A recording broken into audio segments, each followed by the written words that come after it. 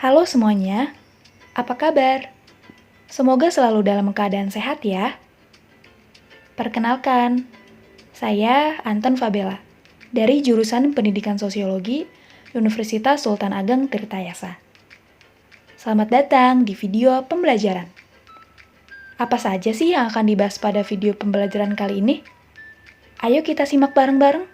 Kompetensi dasar yang kita gunakan pada video pembelajaran kali ini yaitu menggunakan KD 3.3.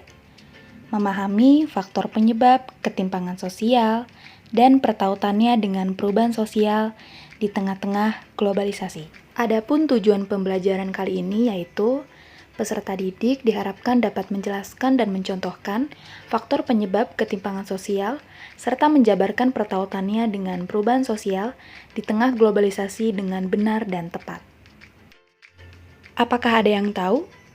Apa hubungannya gambar tersebut dengan materi kita pada video pembelajaran kali ini? Sebenarnya pada gambar tersebut menunjukkan apa sih? Kita dapat lihat bahwa kita saat ini sedang berada pada era globalisasi, yang dimana kita dapat dengan mudah untuk memanfaatkan internet dimanapun atau kapanpun.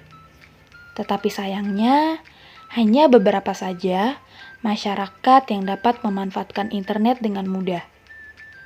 Pada gambar tersebut, menunjukkan bahwa pada gambar di atas, ada anak-anak yang dengan mudah menggunakan laptop atau gawai mereka dan memanfaatkan internet hanya dengan dia berdiam diri di rumah, sedangkan pada gambar di bawah menunjukkan bahwa anak-anak tidak dengan mudah untuk memanfaatkan internet. Ia harus keluar rumah untuk mendapatkan jaringan sinyal atau internet dengan mudah dan lancar. Nah, dapat kita simpulkan bahwa ternyata di masyarakat kita, untuk memanfaatkan internet di tengah-tengah era globalisasi ini, masih terdapat adanya ketimpangan. Apa yang kalian ketahui mengenai ketimpangan sosial? Jadi, ketimpangan sosial ditandai ketidaksetaraan peluang dan penghargaan untuk posisi sosial yang berbeda atau status dalam kelompok atau masyarakat. Sedangkan, menurut Andrianov Chaniago pada tahun 2012, ketimpangan sosial adalah buah dari pembangunan yang hanya berfokus pada aspek ekonomi dan melupakan aspek sosial.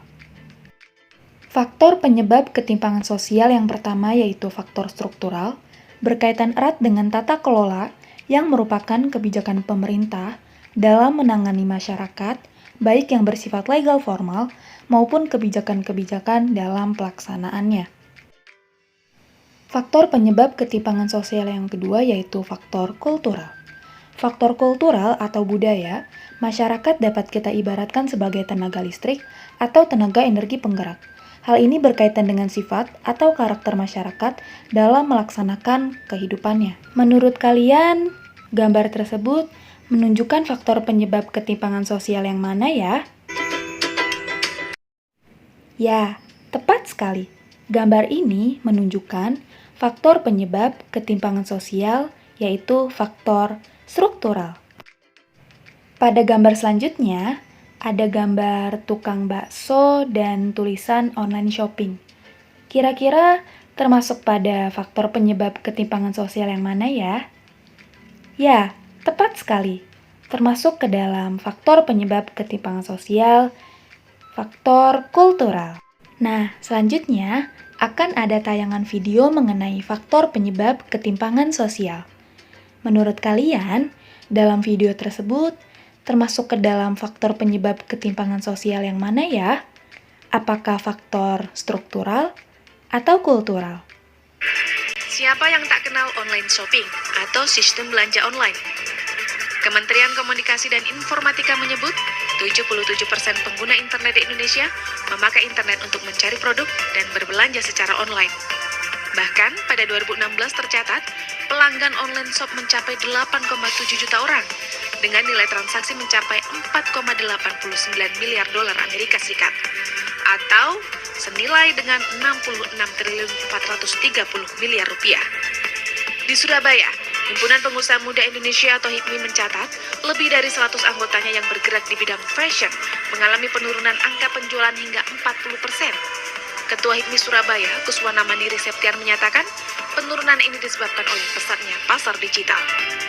Sekarang bisnisnya ada di pusat-pusat bisnis konvensional seperti pusat grosir, kemudian toko-toko yang punya toko, terlebih-lebih yang di produk fashion. Itu sangat terdampak sekali saya kira. Kalau persentase pengusahanya, mungkin saya bisa mengatakan penurunan usahanya itu kira-kira sekitar 30-40%. Tari, salah satu pemilik toko pakaian muslim di pusat grosir Surabaya misalnya, akibat membanjirnya bisnis digital, ia mengalami penurunan penghasilan hingga 30% sejak 2016 lalu. Penurunannya itu di tahun 2016 itu sekitar 30%-an. Itu disebabkan mungkin karena sekarang banyak pemain online yang muncul ya Mbak ya. Sekarang jadi sekarang itu kayak istilahnya itu yang muda yang berjaya ya. Mereka yang pegang online digital itu sekarang yang sangat maju sekali. Untuk menghadapi tantangan tersebut, HIPMI Surabaya membuka kantor kerja bersama. Di kantor ini, anggotanya dapat membuka forum komunikasi dan mengembangkan model pemasaran dengan metode pemasaran digital yang aman dan menguntungkan, tanpa harus meninggalkan metode bisnis konvensional.